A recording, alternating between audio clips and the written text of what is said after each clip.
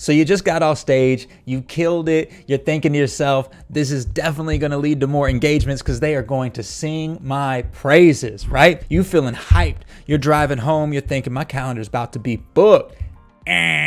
Wrong. That's not how referrals work. Just like everything else in business, referrals have to have a system.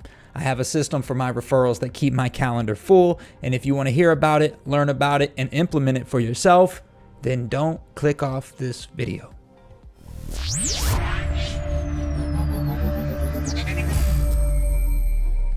How's it going, everybody? Welcome back to the channel. My name is Jared Scott, the speaker that's booked over 1,000 paid engagements before the age of 30. You know the story if you've been here before. If you have not, welcome. Make sure you subscribe, make sure you like, make sure you comment. We work really hard on these videos. We try to bring you as much value as humanly possible. So if you don't mind, please like, share, do all that stuff.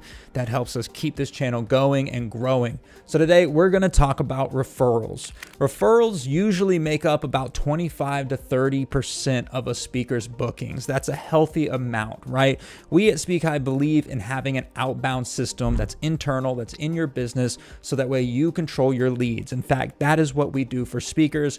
We build internal marketing outbound systems for speakers so that way they have leads coming into their inbox every single day and they're booking 2 to 4 paid speaking engagements every single month. But from those engagements, they need to be getting referrals to fill up the rest of their business.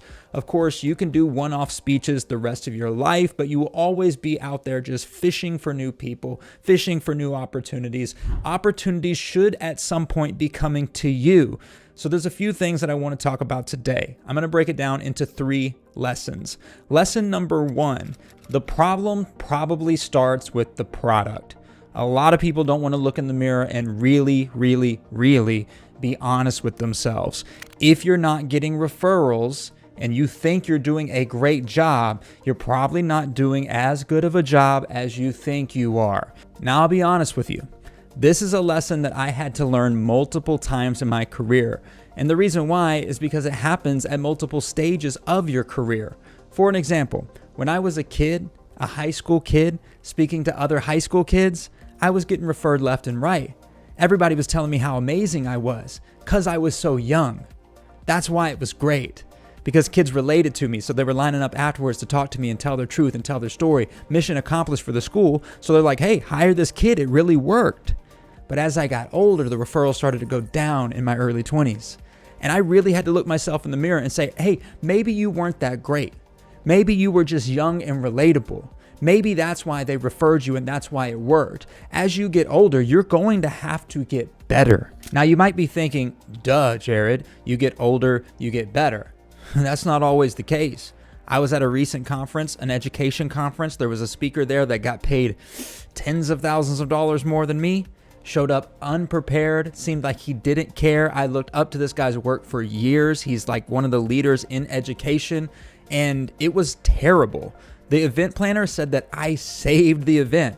You know why I saved the event? Because I knew I was the underdog. I practiced for 6 months for this event. Practiced for 6 months. You heard me. I knew my speech. I killed it. But they paid this guy tens of thousands of dollars more than me to give the same speech that he's been given for 30 years, and he got comfortable. He didn't get better, he got comfortable. And so you have to really be honest with yourself. Some of you watching this video right now, you're like, am I going to listen to this 30-year-old dude talk about speaking? I've been speaking for 35 years, more than he's been alive.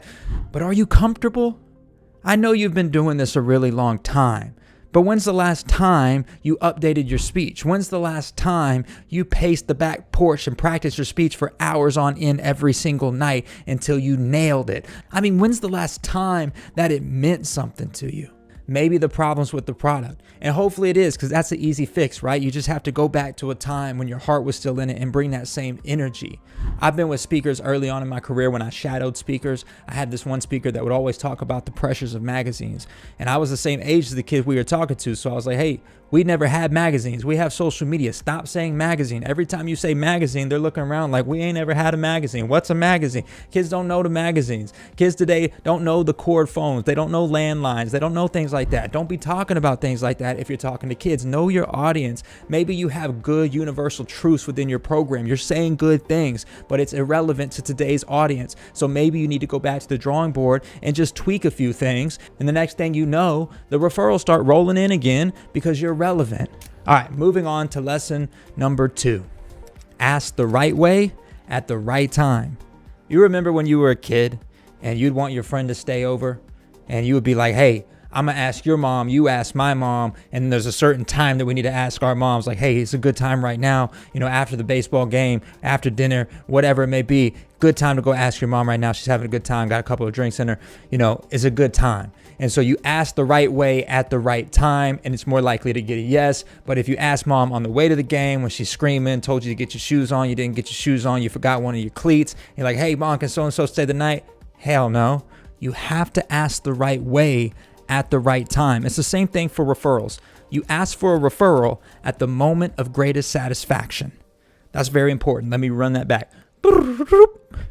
Ask for a referral at the moment of greatest satisfaction. And the moment of greatest satisfaction is usually right after your speech. You need to ask when the hype is high. Understand that the person that booked you put their job on the line to book you. I know that sounds crazy. I know that sounds dramatized, but it's not. We live in cancel culture times, ladies and gentlemen. You say something crazy and they are out of there. I mean, they are fired in a heartbeat. I've had so many counselors and people that are event planners tell me, Jared, I'm so happy you did a good job. Not just because, for the students and the staff, but also just because I really went to bat for you. Like I stood up against the board and said, this is the guy. I promise you, this is the guy. And then I get up there and say something crazy like, bring back separate bathrooms for boys and girls. Fired. They kick her out mid-convocation. They tell her pack her bags. People are putting their jobs on the line for you. Don't you be having opinions.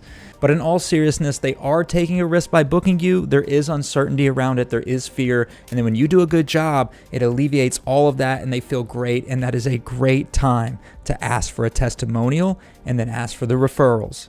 Lesson number 3, put it in the contract. This is my favorite one. Sometimes once people get what they want from you, they forget to give you what you need from them. It just happens, right? And so at the end of the day, we put it in our contract to make sure that it gets done. Your contract is not done with me until you give me the referrals. And we have a follow-up call scheduled after my presentation for a few days later for us to get on a call, go over how everything went. So if they don't give us referrals that day in person, that's when we can get them on that follow-up post-engagement call. This one's simple. This one's easy. I don't need to talk too much for this one. You get it. If you made it this far, I am going to give you a bonus tip. Mainly, we've been talking about referrals on the back end of presentations, but you can use them on the front end during negotiation.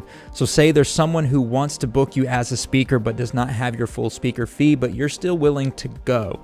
Instead of just saying, yes, I will do it, use the referrals as the compensation. Say, yeah, that's not my full fee. I usually charge $7,500. You only have $5,000, but I will still do it if you give me 10 referrals. I need a video testimonial. I need 10 referrals, and I'm going to put that in our contract and we'll call it good. I'm giving you that discount for the referrals. You have to clearly say that to them so they understand that this is an important part of this contract. They may even give you the referrals up front, and that's what we ask for, so that way we can block book.